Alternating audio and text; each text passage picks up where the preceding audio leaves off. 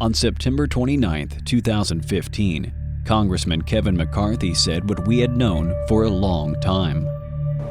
Everybody thought Hillary Clinton was unbeatable, right? But we put together a Benghazi special committee, a select committee. What are her numbers today?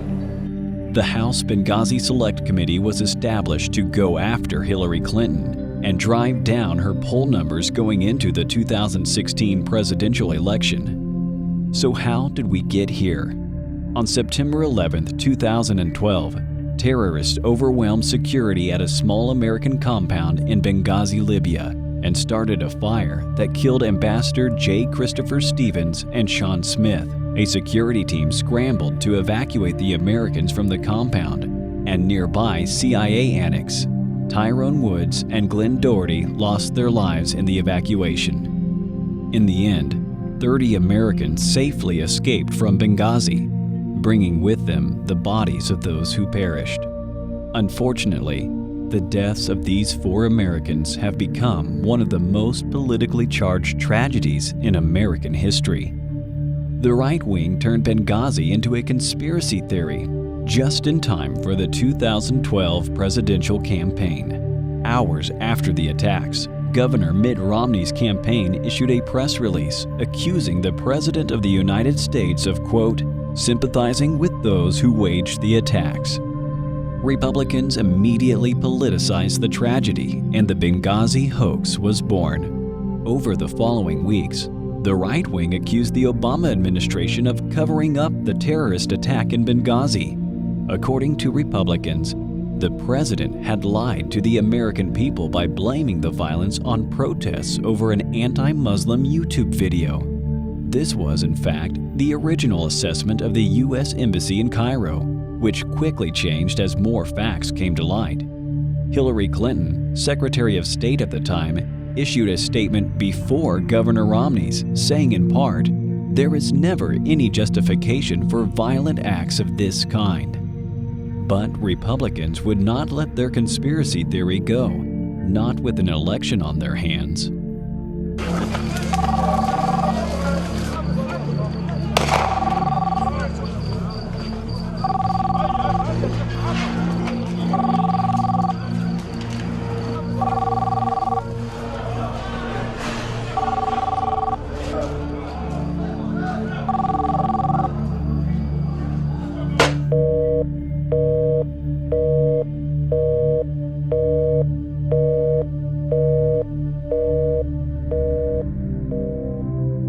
While Romney tried to score political points off 4 dead Americans, Hillary Clinton established an accountability review board co-chaired by Ambassador Thomas Pickering, a well-respected diplomat who had served 5 Republican and Democratic presidents.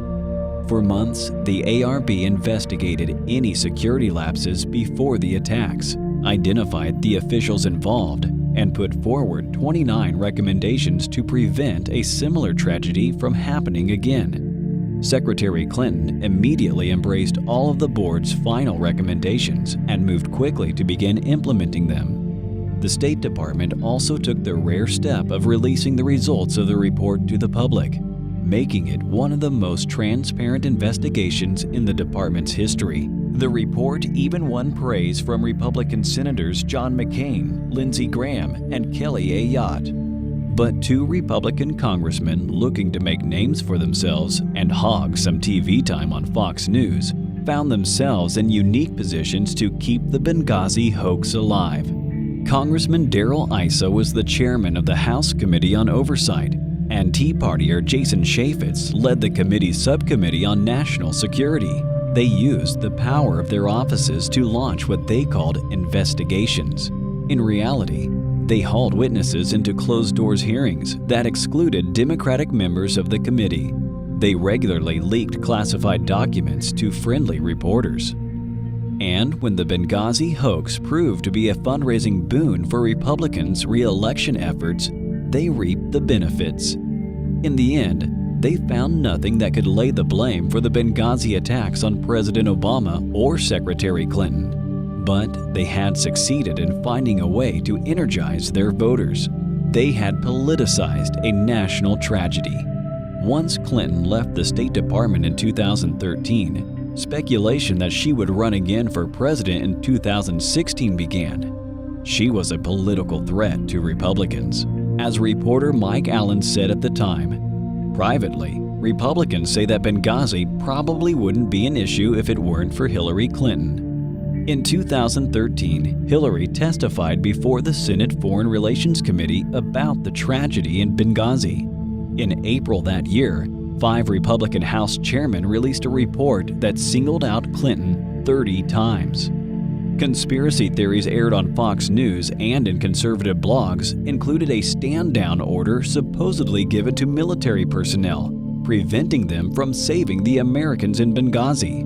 No such order was given. A claim that there were whistleblowers being silenced at the CIA also turned out to be false. Ultimately, there were 7 congressional investigations into the Benghazi tragedy between 2012 and 2014. In May 2014, just in time to use the Benghazi hoax for another election, Speaker of the House John Boehner proposed a House Select Committee on the Benghazi attacks. Former prosecutor and Republican congressman from South Carolina, Trey Gowdy, was picked as chairman of the committee. He would lead the 8th congressional investigation into the Benghazi tragedy. In October 2015, Republicans got what they wanted: Hillary Clinton in a public hearing, in the thick of the 2016 primary campaign. Unfortunately for them, Hillary Clinton came poised and prepared. She withstood intense questioning for 11 hours. The hearing actually made her look more, not less, prepared to be President of the United States. The Benghazi Committee has now gone on longer than the 9/11 Commission, the Watergate investigation, the Warren Commission to investigate the JFK assassination, and investigations into Pearl Harbor, Iran-Contra, and Hurricane Katrina. After spending more than $23 million taxpayer dollars, publishing 13 reports, holding 33 hearings, and asking 3,194 questions, none of the congressional investigations into the tragic events in Benghazi have found wrongdoing by the Obama administration. And in recently disclosed letters, even Chairman Gowdy's former Republican chief counsel had praised the military's response to the Benghazi attacks and said, quote, "Nothing could have prevented the American deaths in Benghazi." Trey Gowdy himself admitted that military personnel could not have gotten to Benghazi in time to save lives. Whether or not they could have gotten there in time, I don't think there's any issue with respect to that. They couldn't. The committee tried and completely failed to find any evidence that Secretary Clinton made mistakes that cost American lives. After Chairman Gowdy finally released the committee's report, all he could say was, "So I will respectfully ask my citizens to simply do this, read the report." Well, we did, and the media's analysis of the report echoed what we knew all along. The conspiracy theorists have come up empty. The truth about Benghazi is that there's plenty for Americans to mourn, and lessons for policymakers to learn about preventing tragedies like this in the future. But the Benghazi Committee has wasted more than 2 years trying to damage Hillary Clinton. It is time to turn the page on this tragic chapter in American history, when some in Congress chose to play politics instead of coming together to mourn the loss of our fellow Americans and face our future with a unity worthy of their memory.